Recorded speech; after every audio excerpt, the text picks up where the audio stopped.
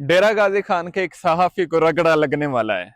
मुल्तान में 28 दिसंबर को award show हो रहा है, जिसमें डेरा गाजी खान का एक सहाफी सिलेक्ट किया जाएगा कि ये मस्बत रिपोर्टिंग करता है, अच्छी रिपोर्टिंग करता है और सोसाइटी के लिए फ़ायदा है। ये सोसाइटी को नुकसान पहुंचाने वाला सहाफी नहीं है। ये सोसाइटी को सहूलियात देने वाला, आसानियां पैदा करने वाला सहाफ़ी है। इसका बेहतरीन अवार्ड डेरा गाजी खान का बेहतरीन सहाफ़ी 28 दिसंबर को इसका अवार्ड होगा और डेरा गाजी खान के एक सहाफ़ी को मिलेगा।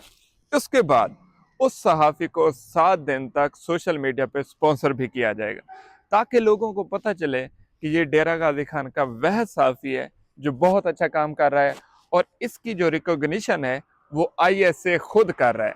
तो इसकी लिस्ट बना रहे हैं काजी उमर फारूक साहब डेरा गाजी खान ब्रांच से। डेरा गाजी खान का कोई भी सहाफ़ी इस लिस्ट में अपना नाम लिखवाना चाहता है तो लिखवा सकता है। फैसला हमारा होगा, हम अपनी मर्जी से ये अवार्ड जिसकी सहाफत को पसंद करेंगे उसे देंगे।